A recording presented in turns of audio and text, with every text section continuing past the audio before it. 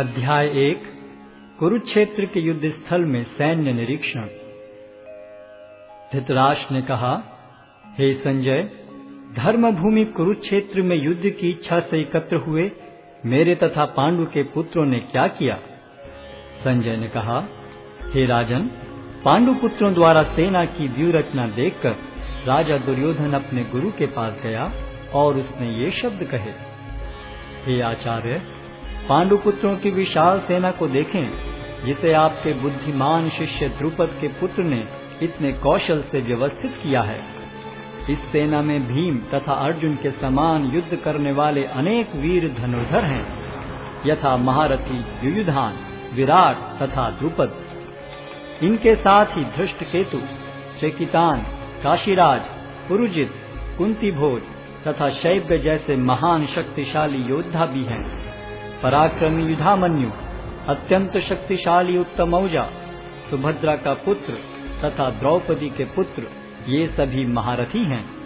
किंतु हे ब्राह्मण श्रेष्ठ, आपकी सूचना के लिए मैं अपनी सेना के उन नायकों के विषय में बताना चाहूंगा जो मेरी सेना को संचालित करने में विशेष रूप से निपुण हैं। मेरी सेना में स्वयं आप, भीष्म, कर्ण, कृपाचार्य, अश्वत्थामा, विकर्ण तथा सोमदत्त का पुत्र भूरिश्रवा आदि हैं, जो युद्ध में सदैव विजयी रहे हैं। ऐसे अनेक वीर भी हैं जो मेरे लिए अपना जीवन त्याग करने के लिए उद्यत हैं। वे विविध प्रकार के हथियारों से सुसज्जित हैं और युद्ध विद्या में निपुण हैं। हमारी शक्ति अपरिमेय है और हम सब पितामह द्वारा भली भांति संरक्षित हैं, जबकि पांडवों की शक्ति भीम द्वारा भली भांति संरक्षित होकर भी सीमित है। अतएव सैन्य व्यूह में अपने अपने मोर्चों पर खड़े रहकर आप सभी भीष्म पितामह को पूरी पूरी सहायता दें। तब कुरुवंश के वयोवृद्ध परम प्रतापी एवं वृद्ध पितामह ने सिंह गर्जन की सी ध्वनि करने वाले अपने शंख को उच्च स्वर में बजाया, जिससे दुर्योधन को हर्ष हुआ। तत्पश्चात शंख, नगाड़े, बिगुल, तुरही तथा सिंह सहसा एक साथ बज उठे। वह समवेत स्वर अत्यंत कोलाहलपूर्ण था। दूसरी ओर से श्वेत घोड़ों द्वारा खींचे जाने वाले विशाल रथ पर आसीन कृष्ण तथा अर्जुन ने अपने अपने दिव्य शंख बजाए। भगवान कृष्ण ने अपना पांचजन्य शंख बजाया, अर्जुन ने देवदत्त शंख तथा अति भौजी एवं अति मानवीय कार्य करने वाले भीम ने पौंड्र नामक भयंकर शंख बजाया। हे राजन, कुंती पुत्र राजा युधिष्ठिर ने अपना अनंत विजय नामक शंख बजाया तथा नकुल और सहदेव ने सुघोष एवं मणिपुष्पक शंख बजाए। महान धनुर्धर काशीराज, परम योद्धा शिखंडी, धृष्टद्युम्न, विराट, अजय सात्यकी, द्रुपद, द्रौपदी के पुत्र तथा सुभद्रा के महाबाहु पुत्र आदि सबों ने अपने अपने शंख बजाए। इन विभिन्न शंखों की ध्वनि कोलाहल पूर्ण बन गई, जो आकाश तथा पृथ्वी को शब्दायमान करती हुई धृतराष्ट्र के पुत्रों के हृदय को विदीर्ण करने लगी। उस समय हनुमान से अंकित ध्वजा लगे रथ पर आसीन पांडु पुत्र अर्जुन अपना धनुष उठाकर तीर चलाने के लिए उद्यत हुआ। हे राजन, धृतराष्ट्र के पुत्रों को व्यूह में खड़ा देखकर अर्जुन ने श्री कृष्ण से ये वचन कहे। अर्जुन ने कहा, हे अच्युत, कृपा करके मेरा रथ दोनों सेनाओं के बीच ले चलें, जिससे मैं यहाँ उपस्थित युद्ध की अभिलाषा रखने वालों को और शस्त्रों की इस महान परीक्षा में जिनसे मुझे संघर्ष करना है उन्हें देख सकूं। मुझे उन लोगों को देखने दीजिए जो यहाँ पर धृतराष्ट्र के दुर्बुद्धि पुत्र दुर्योधन को प्रसन्न करने की इच्छा से लड़ने के लिए आए हुए हैं। संजय ने कहा, हे भरतवंशी, अर्जुन द्वारा इस प्रकार संबोधित किए जाने पर भगवान कृष्ण ने दोनों दलों के बीच में उस उत्तम रथ को लाकर खड़ा कर दिया। भीष्म, द्रोण तथा विश्व भर के अन्य समस्त राजाओं के सामने भगवान ने कहा कि हे पार्थ, यहाँ पर एकत्र सारे कुरुओं को देखो।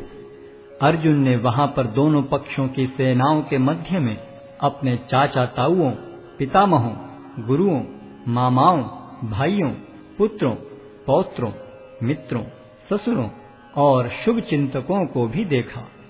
जब कुंती पुत्र अर्जुन ने मित्रों तथा संबंधियों की इन विभिन्न श्रेणियों को देखा तो वह करुणा से अभिभूत हो गया और इस प्रकार बोला।